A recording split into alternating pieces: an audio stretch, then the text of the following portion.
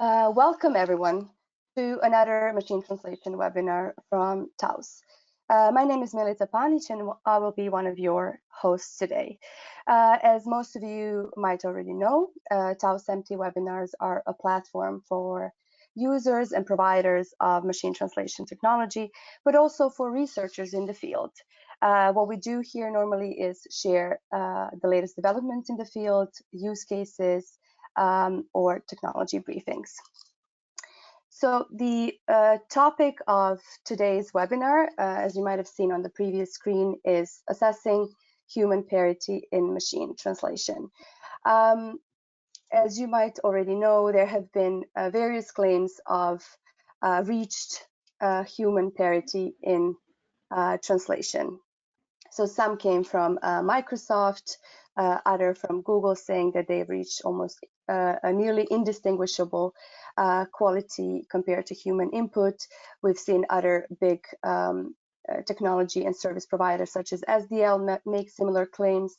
So we wonder, we first wonder how to define human parity, and then how we can objectively assess it. And that's also why we've invited speakers that you see here on the screen. So these, Sheila Castillo, Antonio Terral, Kinlan Chen, Samuel Laubli, Enrico Sendrich are co-authors of a paper on assessing human parity in language translation.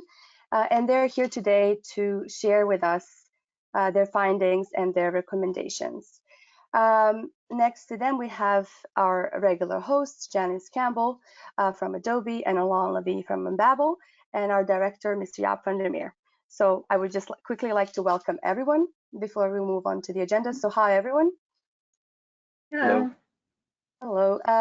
If everything works well, you should be able to see at least all of our speakers here on the screen. Our panelists, Janice and Alain, will join at towards the end to open up the panel, open up a Q&A, and get the discussion going. So what is on the agenda today is the main topic is assessing the human-machine parity, the results of empirical analysis and recommendations. And we, right after that, we go into questions and answers. A few housekeeping items before we go into the first topic. This webinar is being recorded, so that we can share the recording afterwards with you, and you can re-listen to this. The mailing goes usually the day after the webinar, so tomorrow. And for the questions and answers, unfortunately, we have too many attendees, so we can't open the microphones to ask the questions in person. But we have, the GoToWebinar has a questions a module, so you can always share your comments or ask any questions in there, and we will pick them up at the end. So with that, I would like to give the word to Sheila and Antonio, and we go into the presentation.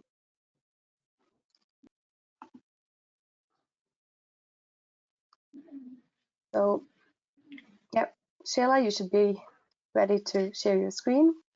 Okay. Can you see my screen? Yes? Yes. Okay.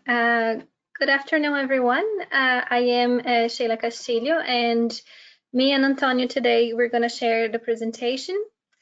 So we're going to be a little bit of back and forth between me and him. So this is the content that we're going to go through today. So we'll talk about the neuromachine translation today, and then I'm going to present the human parity claims in 2018 by Microsoft and all our work on this. And then Antonio will going to take over and explain his reevaluation of human parity in 2019. And then we're going to back to me, and we're going to present the set of recommendations that all the co-authors here today wrote in the latest paper that we have published. And then we're going to end up with some open questions and some food for thought, and maybe some nice questions at the end.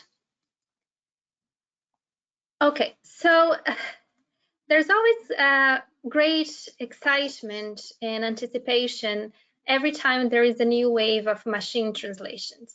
And this excitement generally causes headlines and claims like this one in the slide. So in 2016, Google claimed that they were bridging the gap between human and machine translation.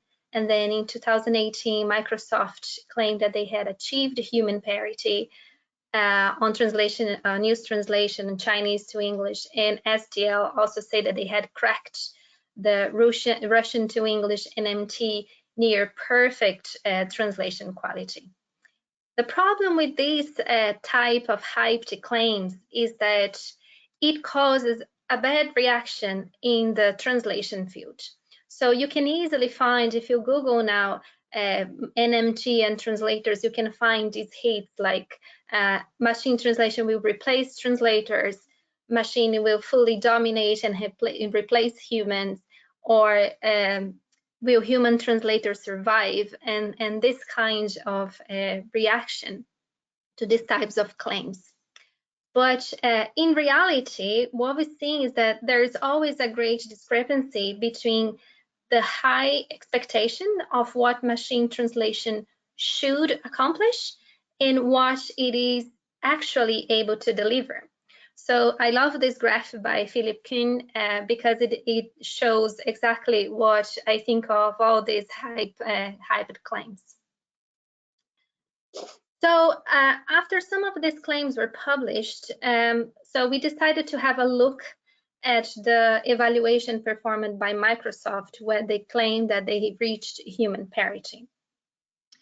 So, so the data set that they used was the WMT, the Workshop for Machine Translation 2017, from Chinese into English. And the type of evaluation that they had performed was direct assessment by bilingual crowd workers. So their definition of human parity is that human parity is achieved for a task if the performance attained by a computer is equivalent to that of a human, meaning that there is no significant difference between scores given to a human translation or by the machine translation or to the machine translation output. So then this was actually very interesting because we independently we reassessed these claims. So Samuel and his team, Rico and Volk, they reassessed these claims, and Antonio, myself, and some of our co-authors also reassessed a little bit differently the same claims. But we came up with to the same conclusion that there were issues with the state-of-the-art human machine translation evaluation on those claims. So then we decided to join forces later on, and we wrote this set of recommendations for human machine translation evaluation. So we're going to present all of this to you today, starting with the claims of 2018. So what we found is that there were three main issues with the way that we were performing human evaluation of machine translation. So the first one was the linguistic context that Samuel and his co-workers saw in the paper in 2018. I put it there for you if you would like to read later.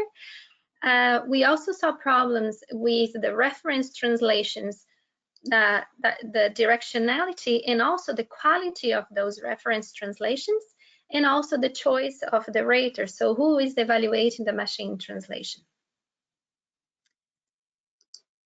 Okay. So in the first issue, linguistic context, the things that Microsoft, in the evaluation Microsoft performed in 2018, sentences were evaluated in isolation.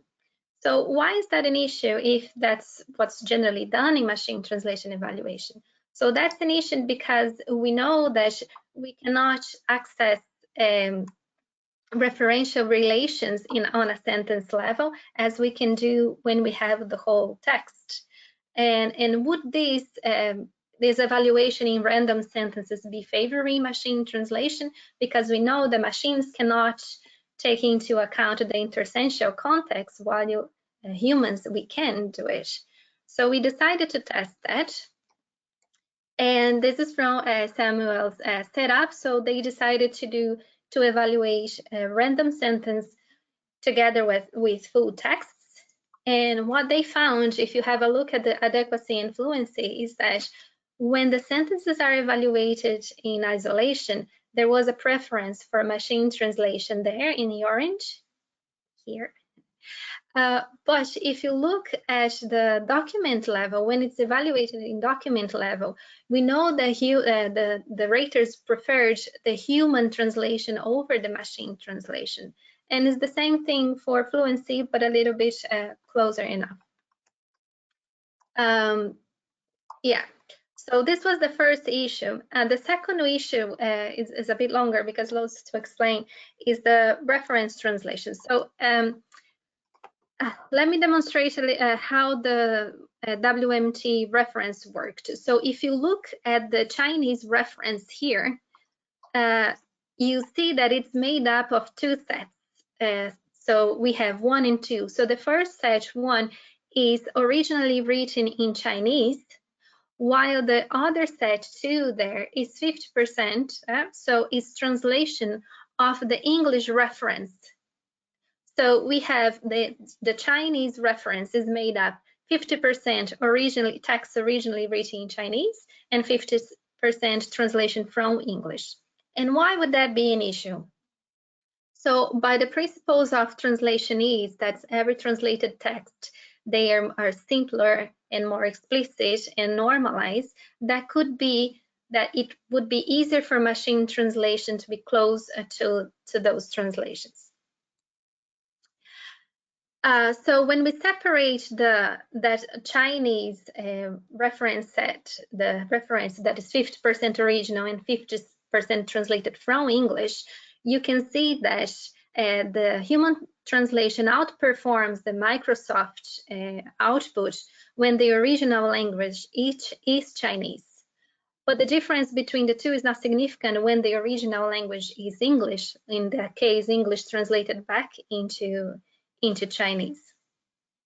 So there is a big difference. There is a big effect of translation is in that test set that they used to claim the parity. And then we tried to see if that effect of translation is was also presented in Microsoft evaluation, and we confirmed that it was, because if you look here at the Chinese original, you see the human translation is way higher up than the Microsoft output when the original language was Chinese, and not really when it was English translated back into Chinese. So we can see that the translation is there was a problem in the reference translations concerning translation is effects. Okay, so now we look at the reference translations, but looking at the quality. So we look at the quality in two ways. First, we look at the quality of the test set. So here again, the WMT reference set, if you look at the letter B, which was the Chinese reference, again, you see that half of it was written in original in Chinese, and half of it was translated from English into Chinese. So what Microsoft did is they took the Chinese reference B here, and they human translated and machine translated it back from Chinese into English. But because half of the Chinese reference was already translation from English into Chinese, it became a back translation. So it was original in English, translated into Chinese by WMT, and then translated back into English by a human, which was the Microsoft reference, and then by the Microsoft NMT output. So when we looked at those test sets, both the WMT and the Microsoft test set, we saw that there were loads of grammatical errors and mistranslated proper nouns, and some of the sentences were not fluent at all. So I don't read Chinese, sorry, but this is what one of our co-authors gave for us as example. But you can see here that the original in English, this A1 here, says a front row seat to stunning architecture of the Los Angeles Central Library. And when it was translated in Chinese, there was a problem with these characters. And when it was translated back into English, it had some errors as well. For example, take a look of the astounding architecture. So we started to think that maybe those reference translations, they were not of good quality, and they could maybe be performed by non-professional translators, or even by be a poor post-editing of machine translation as well. Okay. The other type of quality we looked in the reference translations was the quality factors. That was the one that was published this year. So because the translations are created by humans, of course, that there are a number of factors that could compromise the quality. So for example, errors in understanding, fluency, limited resources, or even, like I say, the effects of post-editing. So we wanted to check if this was a problem for, that would maybe favor machine translation. So what we did was to have two types of human translations, the HA, which was a regular translation, and an HB, which was a translation that was heavily edited for fluency.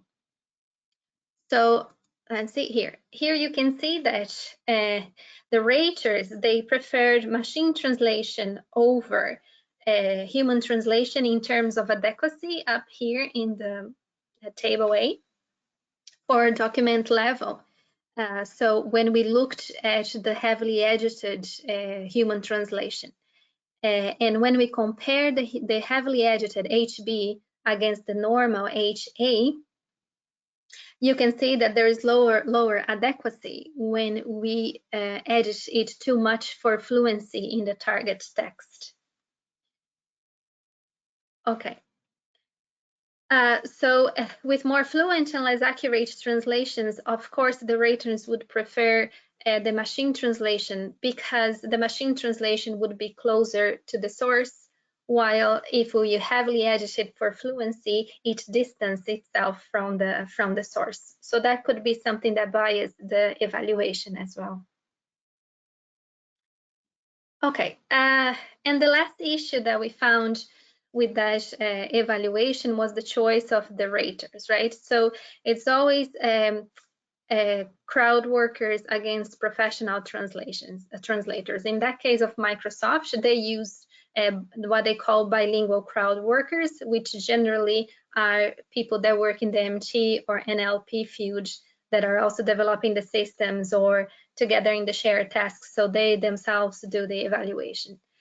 So why is that an issue? So we know that if you're a non-expert in evaluation, sometimes you lack the expertise to notice the subtle differences between what makes a translation better or worse. We have a study already on that. So in the first two papers that we did, in Toral approaches, we use both professional and crowd translators because we wanted to check if there was a difference on that. And Laublis use all professional translators because he knew already. So our results show that if you look here in the experts compared to the non-experts, the gap between human translation and the Microsoft output is way wider when experts judge it than when non-experts judge it. So you see, this could also bias the evaluation. And also the inter-annotator agreement is also higher for experts compared to non-experts. So just to summarize this reassessment of human parity in 2018, so the issues that we found with that assessment was that there was a problem with for not showing linguistic context, and we saw that there was a stronger preference for human translation over machine translation when we evaluate the whole sentences against isolated sentence. The reference translations were faulty. There was the issue of translation ease. The quality of the reference translations were dubious. And also, if we notice that if we heavily edit a reference translation, it also biases the evaluation.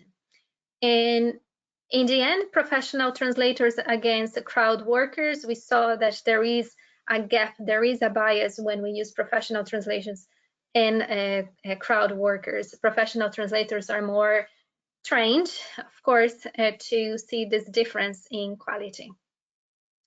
So these were the results for the human parity in 2019.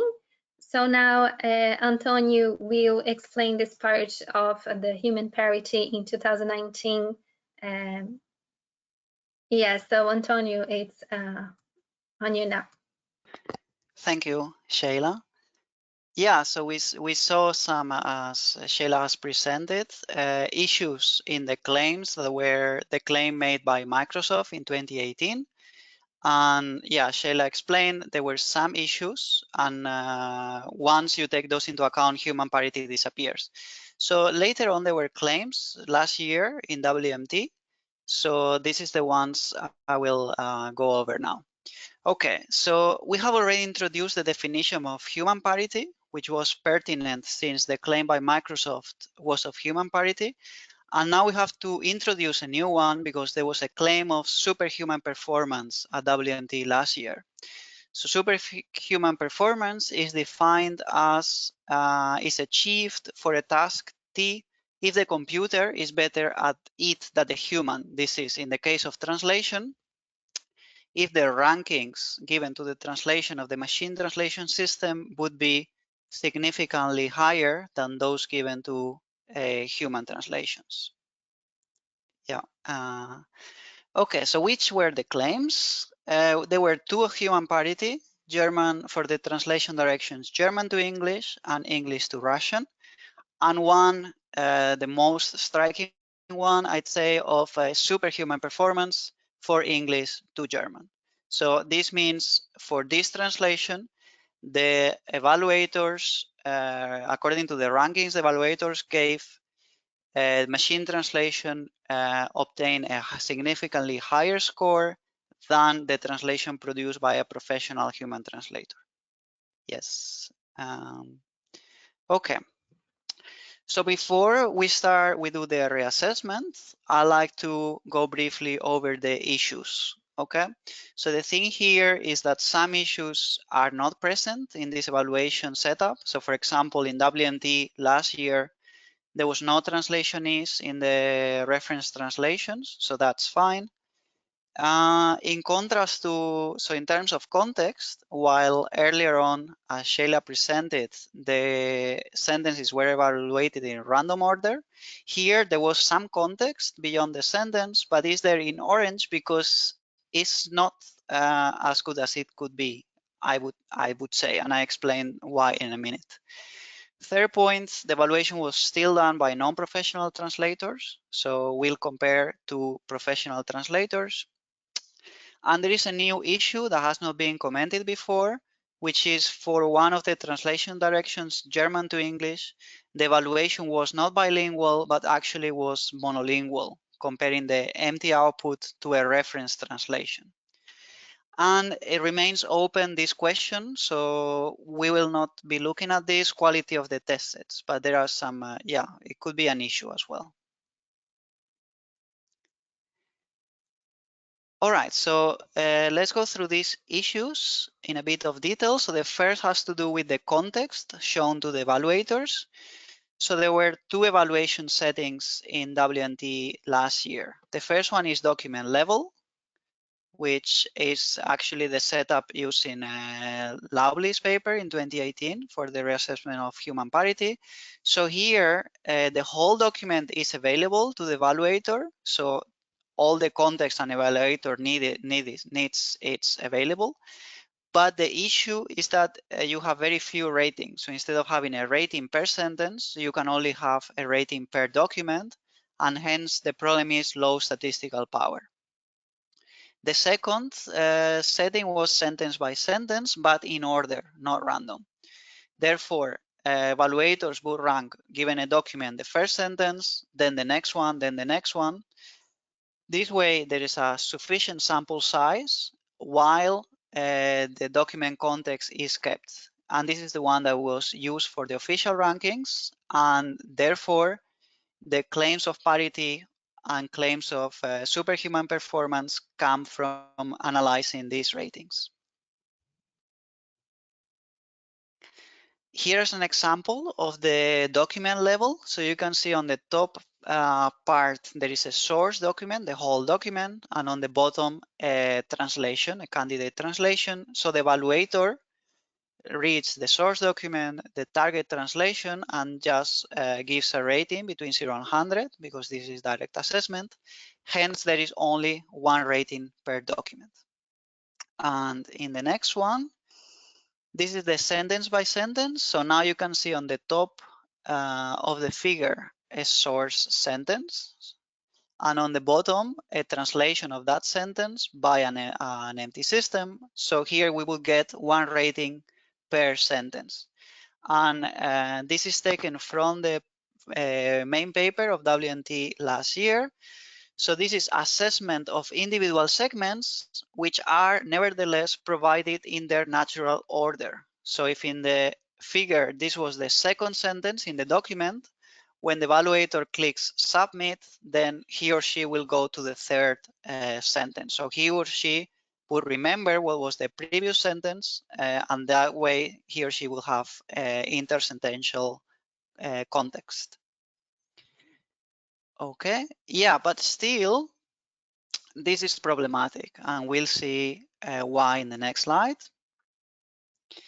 Yeah, so there are two issues here. The first one is the evaluator can never access following sentences, okay?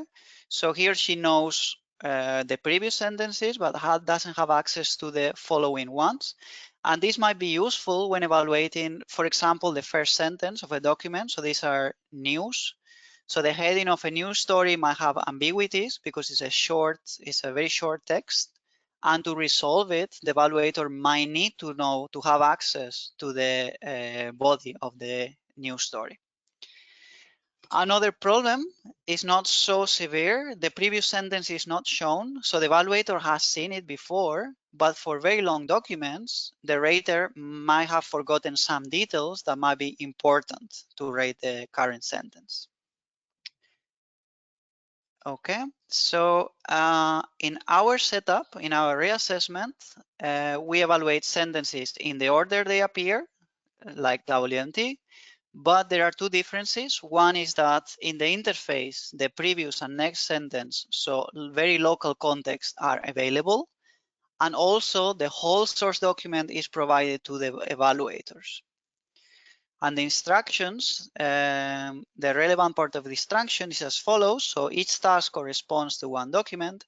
If possible, please annotate all the sentences in one go.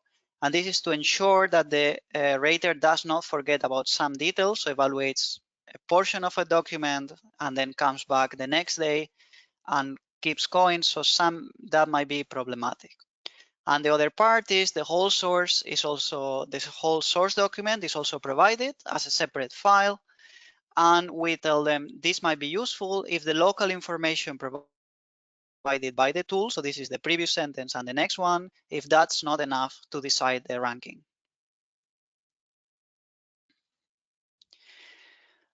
The third issue, and this is a bit more complex to explain, has to do with being reference-based. Okay, so for English to German and Russian, the evaluation was reference-free, so it was a bilingual evaluation. This is the evaluator sees a source sentence in English and a translation thereof in German or Russian.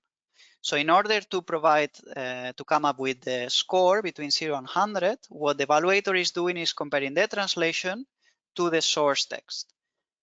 Okay, however, for German English, it was reference based. This is, instead of comparing a translation in English to the source sentence in German, what the evaluator is doing is comparing the translation to a reference translation. So a translation that is considered gold standard. Okay, the advantage of this, of course, is that you can evaluate German English with just monolingual English speakers. In a bilingual evaluation, you will need bilingual speakers that speak both the target language, English, and the source language, German. And so there's a question here. So if the human translation is the reference, how can it then be evaluated against MT? So you are providing, the evaluators are providing rankings for the MT, comparing it to the human translation. So how can they provide rankings to the human translation? And the answer is that there were two human translations. So there was ref and human. So both MT and human were compared against ref. Okay, so an evaluator would see a candidate translation that is MT and compare against ref. Or he or she would see a candidate translation which is human and again compare against ref. Okay, so the problem of is the reference bias, and these states, these are two papers there, Faumichev and Specia and Bentivogli. They found that in reference evaluation, a candidate translation that diverges from the reference could be penalized even if it's good. Okay, so to have a first look at whether this could be the case, here what I'm showing is the blue score. So this is basically the degree of overlap between words and sets of contiguous words. What you can see is this is number between 0 and 100. So you will get 100 if everything overlaps, and 0 if nothing overlaps. So what you can see there is that between MT and the reference translation, there is an overlap of 36%. And you can see between ref and human, this is way lower. So the suspicion here is that human, so in the evaluation, the claim of parity comes from the fact that human and MT are evaluated against ref, and both obtain a similar ranking. So the problem could be that human was penalized in a not fair way just because it diverges quite a lot from the reference translation. Okay, and we'll see in a minute if that was the case. So this is just an interface of our evaluation. So you can see there the instructions on top, then the source sentence. And in this case, it's German. So you can see the source sentence that starts from von as in bold, the previous sentence, and the next sentence. Reference, you can see there NA because we conduct a reference-free evaluation, so it's a bilingual. And then you can see 3 candidate translations. So these are the best machine translation system, so the one that achieve human parity in WMT, and the 2 human translations. So the evaluator would rank them. Okay. So in a nutshell, this is our experimental setup. So the evaluations will be conducted by translators and non-translators to corroborate if there is a difference between them. The whole source document is going to be available. It's bilingual, so no reference is provided, and we use relative ranking. And next we see the results. This is for English, German. So what we see here is the percentage of sentences that were considered that MT was better, human was better, or they were both equivalent by both translators and non-translators. So if you look at MT better, or at the difference between MT better and human better, you can see that according to non-translators, machine translation was better more often, 42% against 36.7. However, for translators, human was better slightly more often, 36.9 versus 34.9.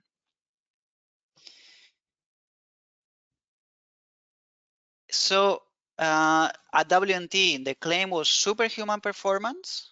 So the machine translation was significantly better. In our evaluation with professional translators, this becomes human parity. Now we move to English Russian, and again it's the same kind of figure. Now you can see in this case was more clear. Both translators and non-translators prefer considerably more often human than machine translation. So 34 to 36% machine translation was better, 42 to 45 human translation was better. So here in WNT there was a claim of human parity, and in our evaluation the human is significantly better. The last one is German to English. So here there is not one comparison we can make because there are not two translations but three. Hence we can compare human against MT, human against reference, and MT against reference. Okay. So here what we show is not preference but something called true skill. So in this way we can show all the results in a figure instead of having three figures with the three pairwise comparisons. But you can see quite clearly that human is much better than the other two, and actually machine translation was considered a bit better than reference. So remember from before, reference was the one against the other two were compared in WMT. So it might be that the problem, the fact that it was claimed parity, has to do with the fact that the reference translation was not as good as it could be, because another human translation, human here is much better. So the interpretation from this evaluation, as I said, human is better than MT and ref. From the blue scores, so the overlaps between contiguous sequences of text I showed before, we saw that human is further away from MT than ref is, and hence our conclusion is that this might have been penalized in the monolingual evaluation due to the reference bias.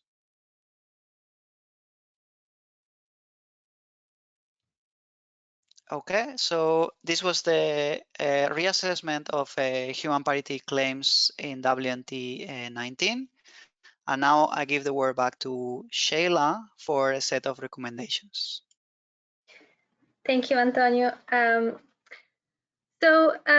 What we have seen with all this reassessment of human parity is that the claims in 2018 turns out that human translation was better, and the assessments of 2019 that Antonio just explained to us, that what was claimed to be human parity, human was better, and what was claimed to be superhuman performance, turns out it had some kind of parity, but the human translation found to be a little bit problematic. Now, we know that the gap between machine translation and human translation is narrowing. We cannot deny that the machine translation got much better in the past few years. But to be able to evaluate it better and how much better it got, we have to do a more discriminative human evaluation as well. I'm going to present here our set of recommendations for human-machine translation evaluation. So the first one is professional translators. So professional translators should be the one to translate the test sets from scratch to ensure high quality and independence from any machine translation system, so we don't have any bias towards MT. And professional translations should be the ones to conduct the human evaluation, because they are the ones who are trained to spot the subtle differences between a good translation and a bad translation. We know that non-professional translators or raters, let's say, they neglect more than professional translators. show global context. So documents should be available when doing the human evaluation, because so then we can access the intersentential phenomena. So when the evaluation is performed with sentence in a random order, we have seen that translators judge or raters judge machine translation more favorably, as they cannot identify errors related to the textual coherence and cohesion. The third recommendation is to evaluate fluency in addition to adequacy. So raters who judge target language fluency without access to the source text, we show that there is a strong preference for human translation than raters with access just to the source texts. And that human translation is preferred in terms of fluency, while there is no difference between human and machine translation in sentence level adequacy. We saw that if we edit too much the reference translation for fluency, there is a bias and accuracy is lost for that reference translation. So MT could be judged more in favor of in the evaluation. And the last one is that reference-based human evaluation, like Antonio said, that should be in principle avoided, given that there is a bias in that. So a candidate translation, can be scored higher or lower just because it looks or diverges more from the reference translation that is being shown. So the downside of this is that you always need bilingual speakers or translators, professional translators, to do the evaluation. So Antonio now is going to take us to a few open questions about all these human parity reassessments and so on. Thanks, Shayla. Yeah, so there are here, I'll present a couple of open questions. Okay, so from the definition, human parity is achieved for a task if the performance attained by a computer on that task is equivalent to that of a human. So given this definition, naturally two questions arise. So given the equivalent and a human. So performance equivalent to that of a human but which human? So in other words, against whom, against what kind of translator should the computer be evaluated? That's the first question. And the second has to do with equivalence. So who should conduct the evaluation? That's the second question. So as for the first, so a human, to which human we compare, right? So here there is a parallelism with chess. So it was already more than 20 years ago that superhuman performance was achieved for chess. And here the comparison was against the world champion. So the best human in the world at that task, at playing chess. So should we consider parity if machine translation is indistinguishable from an average professional translator, or should we compare to a so-called champion professional translator? But the problem is how we define whether a translator A is better than B. It's not as simple as chess, in which you count who wins more games, right? However, I think, yeah, this question is pertinent because for German English, for which there were two translations and both were produced by professional human translators, we saw that the claim is there if you compare against one of them, but not against the other. So there was human parity if you compare the empty output against ref, but not against the human. And both were by professional human translators. And the second question, in terms of what means equivalent, is who should conduct the evaluation. As we have seen, the outcome depends on the level of translation proficiency of the evaluator. So if you want the fairest possible account, then it should be translators, because they would notice all errors or most of the errors, even if they are subtle, while bilingual speakers without translation proficiency would probably not notice subtle errors.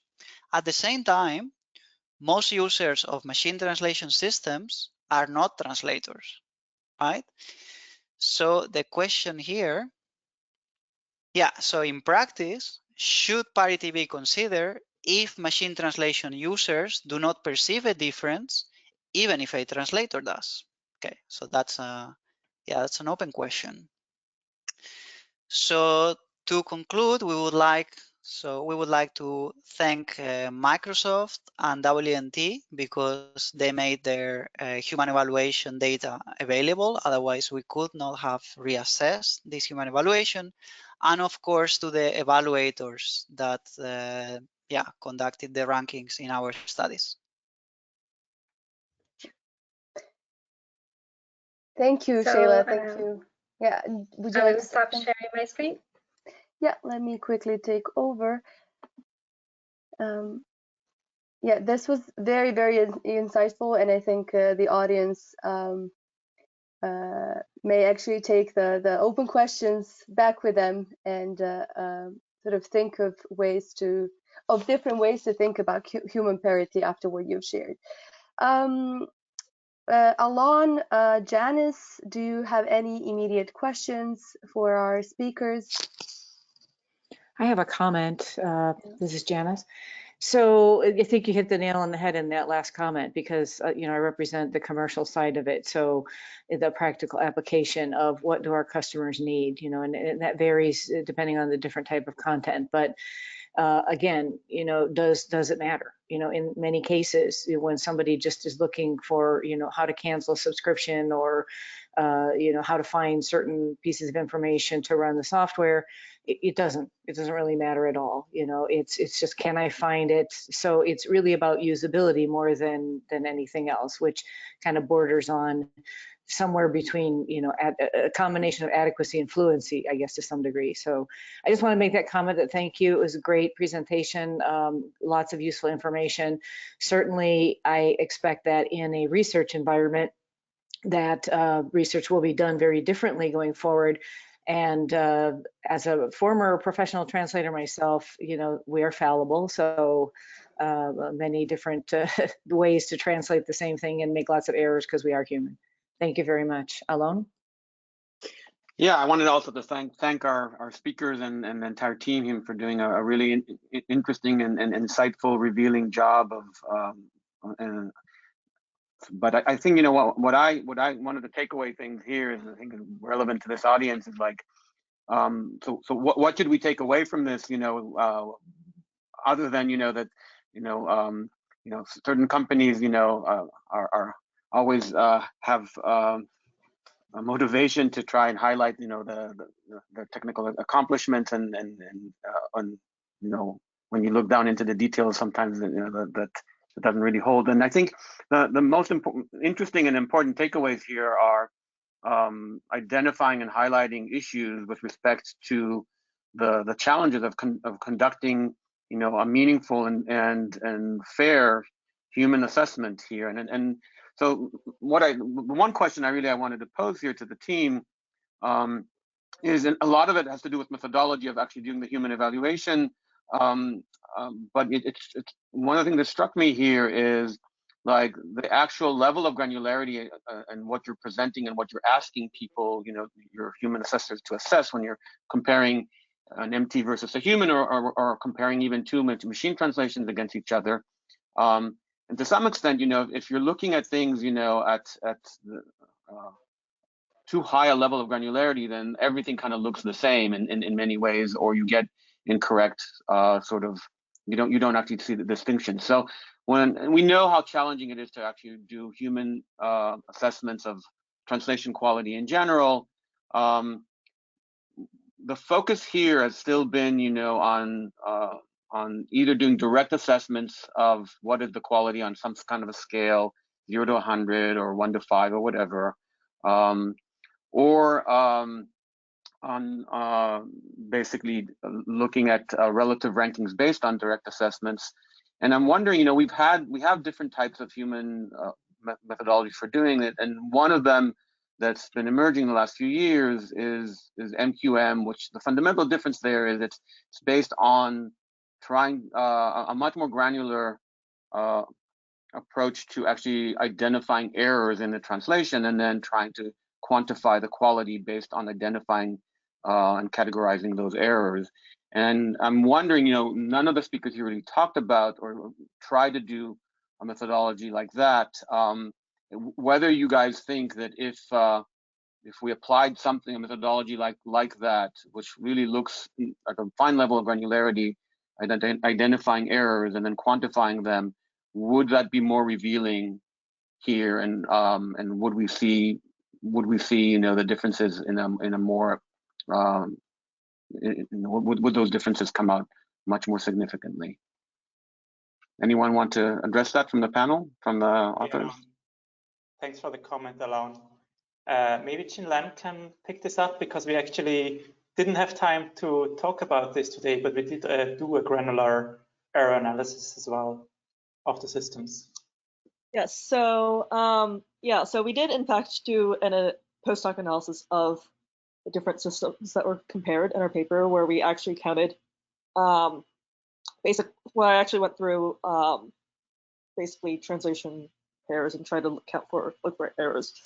But what was difficult about doing this analysis was like it was often difficult to kind of, in our first few iterations of this process, to come up with like a meaningful like taxonomy of errors to count in a way that would capture the subtle differences there. So we did settle on something in the paper similar to what Microsoft did in their parity assessment, but we did notice some things that were just missing when I was doing the annotation for that procedure. So I would say that it is an interesting concept to like go through and look for at a more granular level at different types of errors that can occur, but it's like defining the taxonomy of errors that you can look at will kind of affect how what kinds of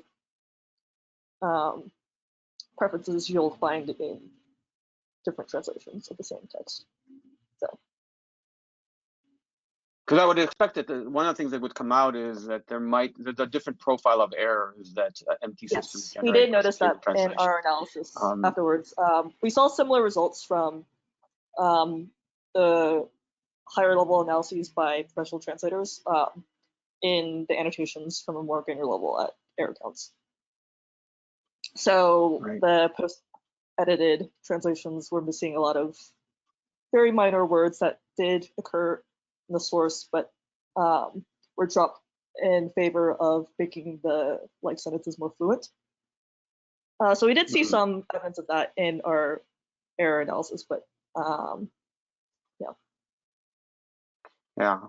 The other thing that's really striking is, just like looking at things in aggregate versus looking more carefully at the distribution. So even if, are in a situation where you can claim parity because 50% of the sentences are better by human and 50% are better by MT, by looking more deeply there as to why, certain sentences or what types of errors are exhibited, right?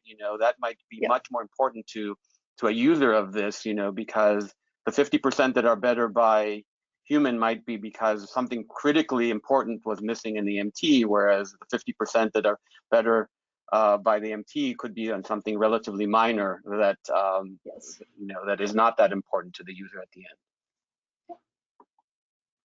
Okay, so I'll stop here.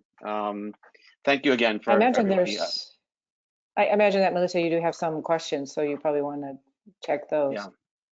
Yes, I am in the question pane. Thank you for everyone who submitted questions. There is still time to submit a couple if you like. I will selfishly choose one that's related to TAU's DQF. There was a question from the audience about whether TAU's DQF can be used to rank MT engines against human translations.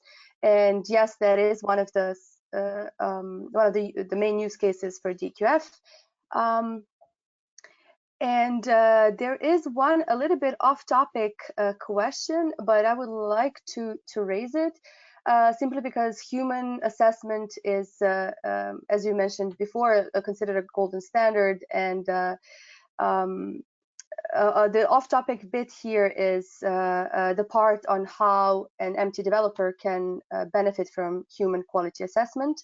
So maybe that this ties to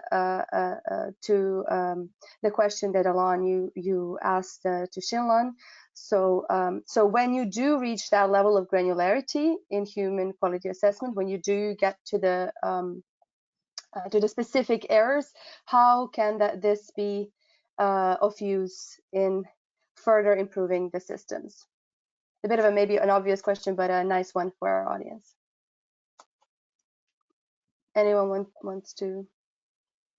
Maybe I can try to pick this up. I think one of the ways I think research can benefit is also showing where the errors still lie, also in the error analysis we did, where the errors still lie in MT systems that future research can try to tackle. And if we stay with the old sentence level evaluation framework, for example, then there's little incentive to actually try to go beyond the sentence level and try to get cohesion on the document level in machine translation. But we have now in this evaluation actually shown that this matters and that there are inconsistencies that you do pick up if you look at whole documents. And so we hope to provide some incentives to go in that direction as well. And I'm sure there's other types of errors that now that we've reached a relatively high level of quality that are now worth tackling, well, maybe with the automatic metrics or with traditional human evaluation with crowdsourcers, I actually wouldn't see these errors or these systems rewarded enough. Yep. And one last question before we slowly go over to close the session is about translationese. We had a comment that translationese is usually a literal translation with some source terms clearly appearing. Its use here in your presentation, however, seems to be just a translation that is back translated. If the first translation is excellent and so is the back translation, that it should not make a big difference. Yes or no?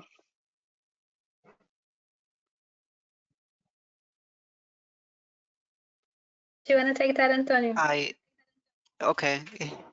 So by translationist, we refer here to the fact that a translation, human translation, even if it's good, it tends to exhibit these characteristics. So it's simpler.